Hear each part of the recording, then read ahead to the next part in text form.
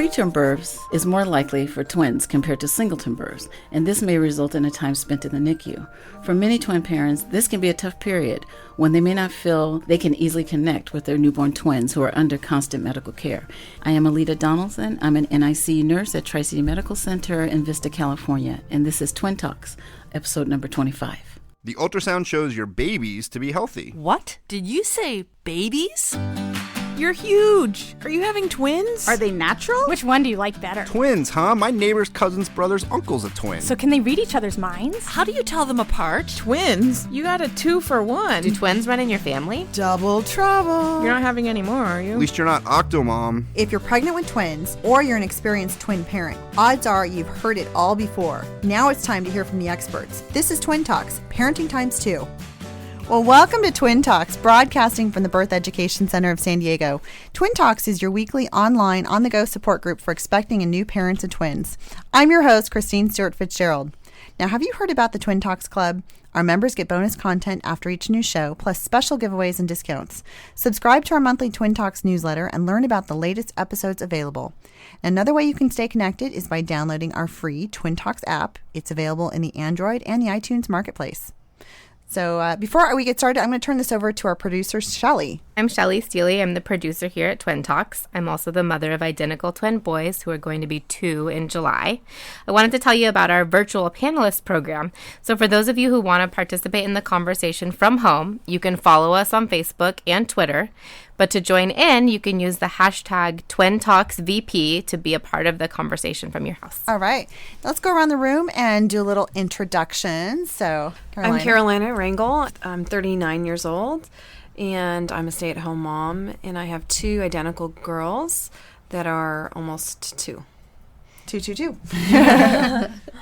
I'm Brenda. I'm 49 years old. I'm an accountant, and I have 3 boys. My oldest is 13, and my identical twins are 11. And I'm Michelle. I'm 34 years old, and I'm a part-time teacher and full-time mom to my 2-year-old boy-girl twins, Sunny and Matthew. Yay. And I'm your host, Christine Stewart Fitzgerald. I've got identical twin girls who are 4.5, and they're a handful. And then I've got a singleton girl who is 18 months. So we've got all girls. And of course, my husband, you know, it's payback for him. He was one of 3 boys. So he's always threatening to get a dog with big cojones.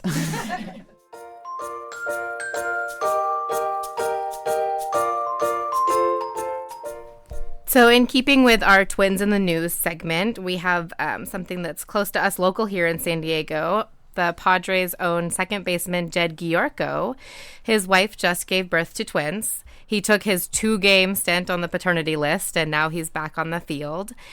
He says he's excited. He has a lot of mixed emotions. He's ready to get back to baseball. What's interesting about this, though, is that his twins are spending a little bit of time in the NICU. I believe one of his boys has some time in there, and they're taking advantage of new technology, which has a webcam actually in the NICU so that he can keep an eye on his baby when he's not around, which I think would just be great for any parents who travel. I know we don't have that many Major League Baseball parents around, but, you know, in a military town with deployments or overseas, family far away, it seems like really great technology.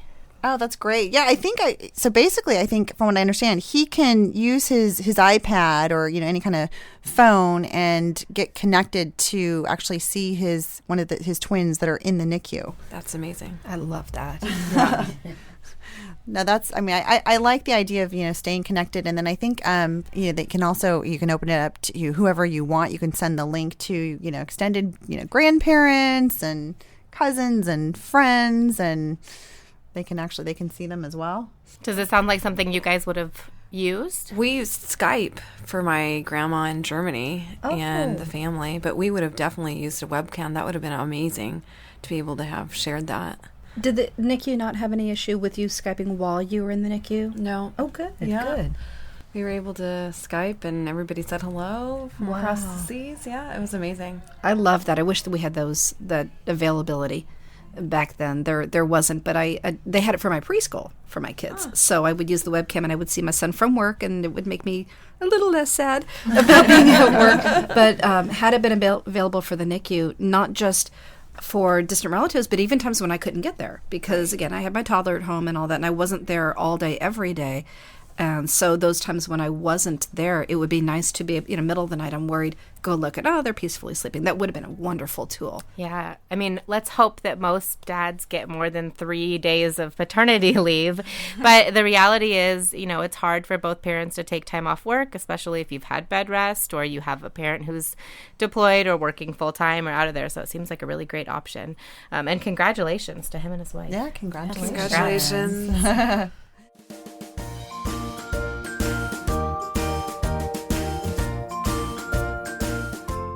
All right. Well, today's topic is Inside the NICU, Bonding with Your Babies. And today we're talking with Lita Donaldson, who's here to talk about different ways that parents can bond with their newborn twins while they're in the NICU. So thanks for joining us today, Lita. Thank you for having me. Yes. We know that there's a higher incidence of preterm birth among twins. And so preterm is really defined as, I think, any time before 38 weeks for twins.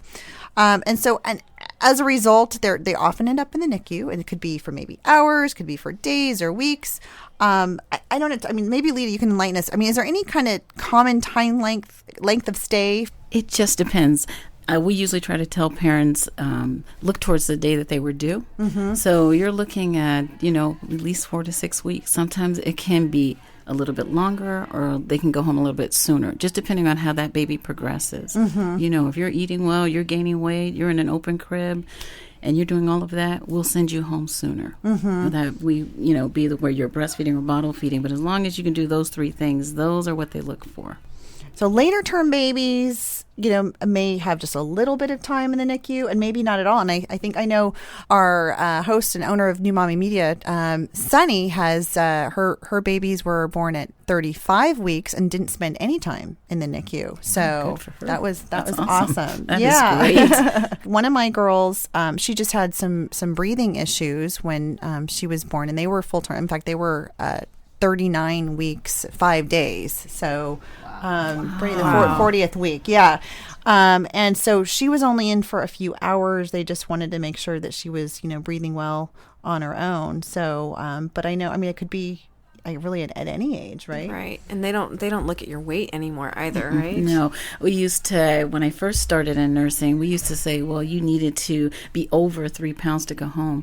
You can be over 3 pounds, but if you're, like I said, an open crib, you can maintain your temp, you're eating well, you can go home sooner. So, things have changed a lot. So it's not just a weight requirement anymore. And as parents are tracking, I know in twin pregnancies, we're so used to getting ultrasounds every 2 weeks or every week, and there's all the stress tests. If doctors are aware of a higher risk for preterm birth, is there anything that maybe the parents can do to prepare themselves for baby's time in the NICU? If you know for a fact that there's a possibility that your babies may be born early, or just because they're twins and there's something going on that they may eventually end up in NICU, we have what's called, you can come and it's almost like taking a look around the NICU with parents, and a little orientation, like an orientation, and it kind of alleviates the stress for parents because they get an idea of what does a NICU look like. What is the environment. A lot of people have many misconceptions of what a NICU is like, that we can't go in there, or we're not going to be able to hold our baby. We're very family friendly, and we're also very friendly to siblings. We try to incorporate the entire family. So when they do make their rounds with a nurse or with our charge nurse to see what their environment is, they'll start with what the admission bed looks like, where it will start, and then where eventually they will, as they progress to getting ready to prepare to go to home, what that entails: open crib, breastfeeding, lactation. We have many nice programs now that have been incorporated, especially in our unit at Tri-City Medical Center. We have like a lending library, and it's not just for moms. If they can just sit and kangaroo with their baby, they can read. They can have their phone and have like the Pandora and have a little bit of music playing that calms them, and it's just their own little environment. With the lending library, it's kind of nice because we can incorporate siblings. So if they're there and they're like, mommy's in with the baby and they have nothing to do, they can be right there and pick a book out and read. We also incorporate scrapbooking. We try to incorporate the moms, all moms, whether their baby's going to be there for 2 days or 5 days or for 6 weeks. We'll give them a scrapbook and give them all the supplies they need to make that book. We have that every other Tuesday, and we give them refreshments as a place for them to relax. I think what was most surprising were the dads. Because a lot of them would say, "Oh, I don't scrapbook. I'm not doing this." I said, "It's okay. Just come in, relax, have a cup of coffee, watch your wife, or the siblings can come make a scrapbook, color, read, do whatever." But the dads have impressed me because they are the ones that will do the scrapbooks and power it completely out. Oh, that's fun! Wow. It sounds like then just getting an orientation and kind of finding out and learning about the NICU kind of takes sort of that scary part away. Because I can imagine it's like, oh my gosh, there's all this equipment and machinery, and you think, and sometimes you do see some babies that are very early births, and I think that's scary for a lot of parents. So I don't know, is there anything parents even just kind of emotionally can prepare for an early or an earlier preterm birth?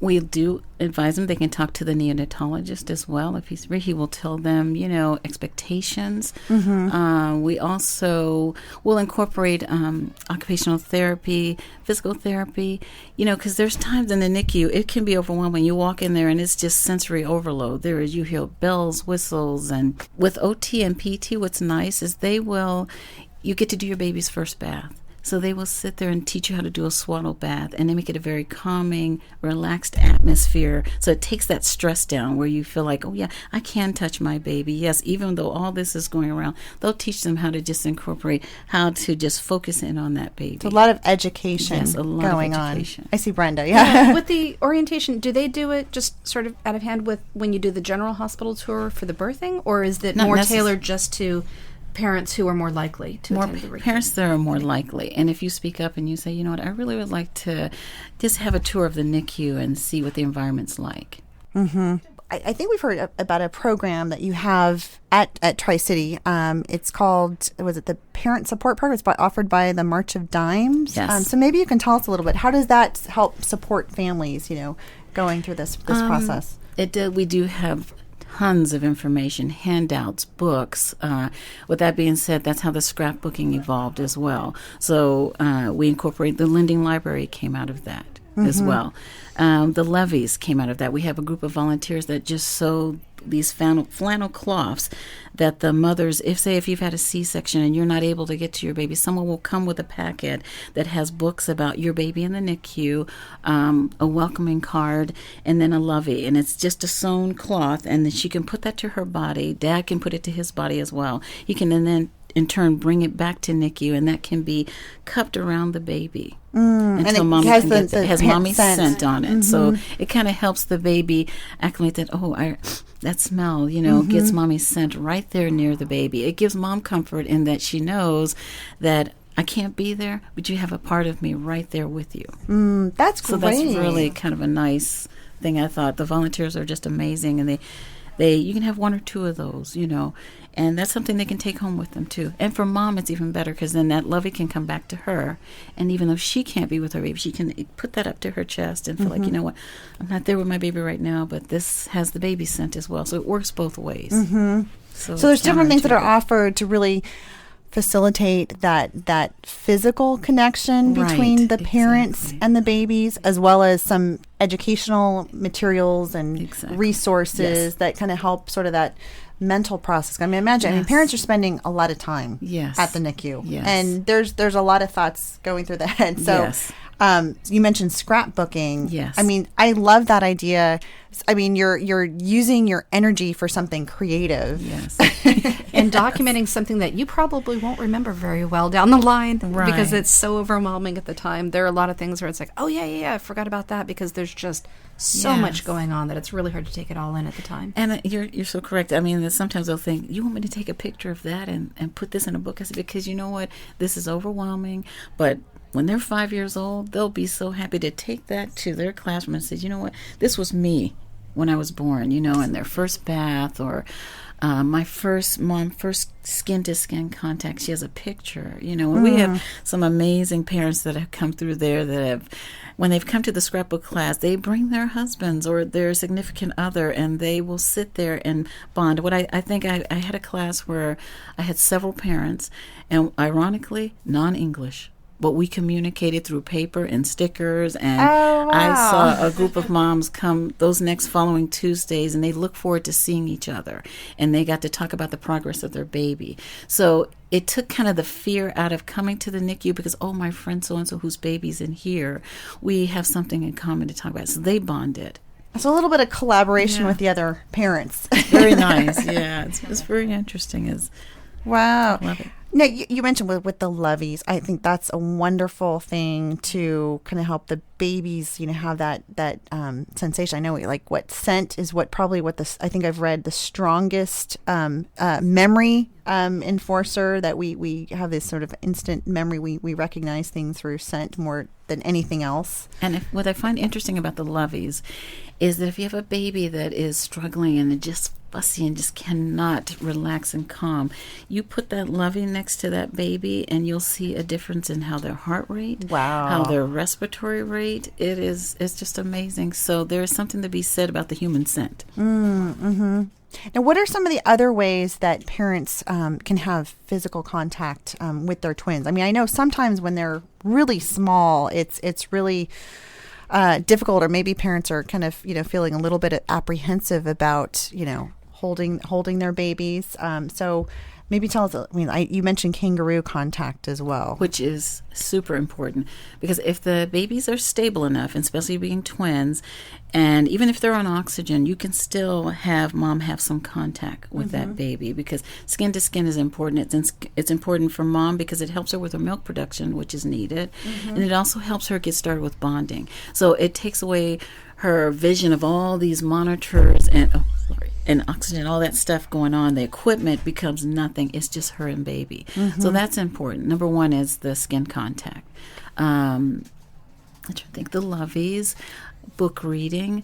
We try to incorporate the sensory with the music. And then, and physical contact too. I would imagine, we talked about kind of there's the physical touching, and you got the scent, and, I just want to how about even just talking to the babies? I think of I think I've heard of singing as well. Yes, just, we do hearing that. the parents' voices. And also in the therapeutic touch, infant massage. Oh, wow. Our physical therapist is very good in doing the hands-on. We talk about therapeutic touch if we have a baby that is so critical but needs that contact of mom. We'll teach them how to do a therapeutic touch where they can touch certain areas of the body with like a firm touch, but it's comforting enough to the baby that doesn't cause them any distress. Like a snuggle. Exactly, a snuggle. It's like making a pseudo snuggle or womb. Did you guys, I was looking at, here in our panelists, what were you doing as far as, having that physical contact? Did you have any special ways of interacting? We had a lot of skin to skin when they were really little and they were hooked up and on all the monitors. And it is really frightening to listen to those bells go off. But once they're on you, their breathing changes. Yes. And they are so stable when they're next to you, and it's like nothing in the world, It's just you and your babies, and it doesn't matter how many babies are in the room. Yeah. When our little boy was in the NICU, I had kind of a unique situation because my daughter came straight to the room with us, and my son went downstairs to the NICU. And so not only was I taking care of her, but for the few days that he was there, he was the first couple days he was actually in an oxygen tent. We couldn't physically touch him at all, but I just remember being able to pump my colostrum, and the nurses would bring it down to him there. That to me was hugely comforting, and I hope it was to him as well. Even though it wasn't a physical touch, I was still kind of sharing part of me with him. Yeah. That's very good. That's very important. And we weren't able to have physical touch immediately because they were in the incubators. They weren't in open cribs for a week or two. It was a while. But we did have some loveys that stayed with them. There were some blankets that some friends of ours had made, some very small quilts that they put over the top of their incubators, so they visually had something that just sort of became theirs, and they still have them. They're 11, and they still have their NICU blankets with them. They still have the little beanie babies, I think, that were stuck in the corner that they couldn't reach, obviously, but and all that. But when they finally did come out of the incubators and we could hold them, or I could hold them.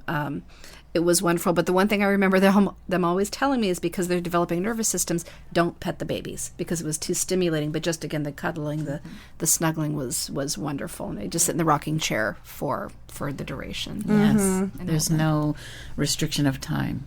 Just that holding. They need that. I mean, I remember even, with my girl, she was, down there. And I actually, the first time I got to see her really, was in the NICU. So when she was delivered, they quickly, rushed her down there because she was turning blue. And so I didn't actually get to see her until a few hours later. And so I was in a hospital bed, completely flat, just had my C-section. And then they wheeled me down there and I got to see her.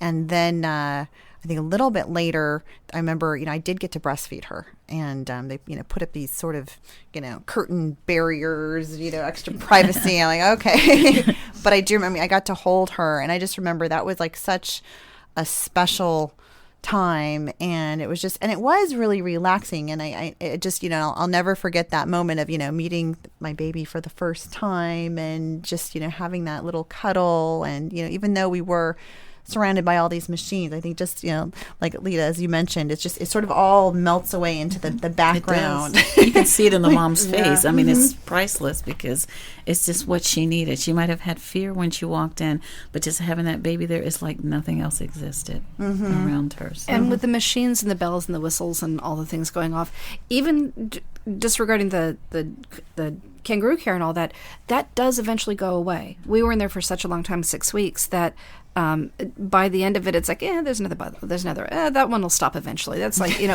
when you're first in there, it's like fire alarms and you're turning, oh my God, what is that noise? Why is no one running here? Yeah. And it's very hard to envision it as a brand new parent to the NICU, but that does get more, it doesn't get as traumatic for you. And that really does all go away. You just really, you get used to it.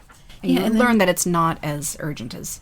And nurses are really good. We try our hardest to try to explain everything to you that's going on so that those bells and whistles don't totally just freak you out to make you think, is that my baby? Is something wrong? So after about 5 or 6 weeks in the NICU, you become well-versed in your surroundings. And the wires, you get used to dressing your baby and washing and changing and all that stuff. Because when I was there, they said, if you're here, you're doing the stuff. Yes. Because you need to learn how to do that, especially for 2 of them. So, and you get, at first again, it's like, I have no idea what to do with all this because there's so many things attached to them and all that. And again, it becomes just so second nature, very, very easy to change their clothes, change their diaper, wash them, clean them and all that. With get that wire, get that one out of the way. And it's really, it becomes a lot easier, not as scary as it is at the start. All right. Well, we're going to take a break. And when we come back, we're going to talk about some of the practical ways that parents can interact with their babies.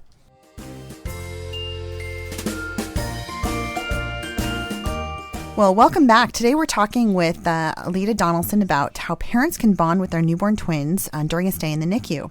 Sometimes the stays, we know, can be a short period or a long period. Do you have any recommendations? Do you tell parents, should they come on a regular schedule or should they just come when they can? What are the advantages or disadvantages to that? We basically tell the parents, come at your convenience, come as much as you like. It's open door policy. So it's better if we don't restrict you because a lot of parents, they have time restrictions already. And like the mom that's saying right here that she had a baby at home and then one here in the NICU to care for, it's tough. So we kind of work around the parent's schedule. Whatever works for them, we will try to work with it. And there are babies in there that are on time schedule, but we try to work with mom and say, what works best for you? What time period can I give you? These are the feeding times. Which ones do you want to be incorporated in? She wants all of them. She can be there for all of them. And she can only make it at the 2 and the 5, then the 2 and the 5. That's fine. But that's her time, and we let her do everything. And especially for the moms who want to breastfeed their babies, do you make recommendations that they should be coming at particular times just to help, increase milk flow or milk supply, I should say? We tell parents, especially if they are going to be breast only, that when that baby wakes up, if that baby's hungry, we're going to have you come on down. If that's 1 hour, 2 hours, 3 hours, or the longest we'll let a baby go is 4 hours. But if she decides, I'm breast only, just call me, she can come and we'll have her come down. Because your milk production, usually if you're a first-time mom, it takes about that 4th day of baby's life for the milk to really start to come in. But those first couple of days, they're learning. So the more she comes down, the more she gets acclimated to positioning and how to get comfortable with her own baby and getting baby latched on. So we just have them come down as much as they can. But we make it a very calm, relaxed, so they don't feel stressed. It sounds like the parents should probably be close by. If not in the hospital, then try to be as close by as possible. So was that your case? Well, I had a lot of complications myself, so I was in ICU while the babies were in the NICU, so it wasn't as convenient for me, but I was pumping the whole time. So they weren't formula fed, they were breast milk fed for the first few months or so. But that was something I was going to ask if you could touch on. What kind of resources are available for pumping moms? We try to coordinate with postpartum so that if mom can't make it down because she's had a C-section or just feeling ill, that they get them started pumping right away, because those drops are like liquid gold to us. So say even if the baby's is on oxygen and can't eat and can't have anything by mouth, but we can swab their mouths with mom's colostrum. Oh, wow. So that's something new we've incorporated. And that's kind of soothing. We also use that colostrum as mouth care. Wow. So it has kind of some antibacterial type of qualities. Well, I mean, we know the wonders of breast milk. There's a lot of healing properties. And for the duration in the NICU, as far as like breast milk storage and pumping facilities and all of that? We don't exactly have a pumping room. We would like mom to be pumping right there where her baby is. Even if that baby's on a high care bed, on a vent, whatever, we can put a pump right there. She can sit right there because visualization is very important. And for her to be right there pumping, she can be looking at her baby, and that sends a signal to the brain, baby's right there. I need to make milk. She can pump right there. She does not have to go to a room, or it's her prerogative, whatever she wants to do if she's more comfortable. But if not able to get there, we sometimes tell them, have dad come up with his iPad and have him visually show pictures. Plus you have the NICU camera that they can be looking at as well as far as when they pump from at home. Our hospital. Even from home. Or from the hospital room. Hospital, home. Yes. So you're saying having a visual of the baby really does help with the milk production. It really does, especially if you have a mom who's separated from her baby. It's a way for her to connect. And dad can tell her, with the NICU camera, you can't hear voices. But with the iPad or the iPhone, dad can say, oh, baby is doing this, So it's nice because that dad talking to mom from there also gives her some kind of confirmation that, yeah, baby is doing okay. Now, those are some great policies to have in place. And I've heard that some hospitals have what's called the baby-friendly designation. So maybe that's something that, as parents, expecting parents, you can ask about, what are the breastfeeding policies, at the NICU when they go through the orientation. Yes, and we will give you booklets. We have a lactation team that has specialized times within the NICU, so that if mom can't make it at 8 o'clock in the morning, but she can be there at 11, it's already time set up where they are coming around the NICU and they will ask, do you need help? If you have questions, breast care, pumping, when I do get to breastfeed my baby, will somebody be there to assist me and help me? And they will be there. They'll make an appointment and set up just that time for them to work with their babies. That's fantastic. And they have refrigeration facilities yes, for they the do. For the stored milk? Yes. Wow. Well, now how about, so this is for the mom. How about for siblings? I mean, I think you'd mentioned we want to really encourage the siblings, bonding with their new baby brother and sister twins. What can they do can they come visit in the NICU? Because I know some NICUs are very particular about who can actually come visit. It depends on the season. If we're in flu season, then yes, we are restrictive because we have to think about every baby that's in there and the different ages we're dealing with. And even just that little visitation of somebody little like that is not okay. So there is an age restriction. But one way we can help with the sibling is we have coloring books through the March of Dimes that we can give them, and crayons, and they can draw pictures. Also Skyping, like one mom had suggested, since they can't be in there, they can actually show the baby that way, and also through the NICU camera again. The mommy might be here next to baby, but in the waiting area, the sibling might be there, and they can still conversate with mom that way and see that, yes, she's next to my brother or my sister. I incorporate them in the scrapbooking as well. Keep families together. The baby might be in the NICU, but from that 6:30 to 8:30, we are scrapbooking as a family. So that's mom, dad, brother, sister. I've even had grandparents come. Mm-hmm. Do you find that scrapbooking is helps the other siblings kind of understand what's going on? I mean, I'm sure there's a lot of questions that they must have. It's like, well, we're spending a lot of time at the hospital, and if they do see even on Skype all these machines, that must be extra scary for the older siblings. Yes, but the parents have been very good in explaining to their level of understanding. But what I find when they do bring the siblings to the scrapbooking, or say with the lending library, there are some books designated "My Baby's in the NICU," so it gives an explanation on their level of what that means. So it's not in great detail, but it does kind of give them a little idea of what the NICU is, and that it's a special place for babies that need extra special care. Mm-hmm. With the scrapbooking, I just gauge it to their age group. Mm-hmm. So some have a good understanding. Some look at it as a great time to just be with mommy and daddy and just have a good time with paper and stickers. It's a very relaxed atmosphere for them. It's their downtime to do whatever they want to do. Oh, that's great. On the topic of siblings, it sounds like mostly we're talking about, older siblings, but what about their twin sibling? What kind of contact can twins have if they're both in, or if one's in and one's out? And are they usually put into the same open crib, or are they in separate cribs, or does it just depend on their level of care? Because of the new guidelines that have been told to us, we do not encourage babies sleeping together. So they will have separate cribs, but they will be in the same pod together. Mm-hmm. So how we incorporate bringing them together is that when mom is doing skin to skin with one, if she's comfortable, we can also have her skin to skin with both at the same time. That's great. Which is nice for her. Mm-hmm. Yeah. Are there new restrictions for SIDS concerns? That is one reason why we don't do the babies sleeping together, twins in the same crib anymore, because they found that there is increased incidence of SIDS. Okay. So that was one of the main reasons why we don't anymore. Mm-hmm. Well, thanks so much to everyone for joining us today. For more information about Inside the NICU and bonding with your babies, or for more information about any of our speakers or panelists, visit the episode page on our website. This conversation continues for members of our Twin Talks Club. And after the show, our panelists are going to talk about some unique ways to spend time with their babies in the NICU. So for more information on the Twin Talks Club, visit our website, twintalks.com.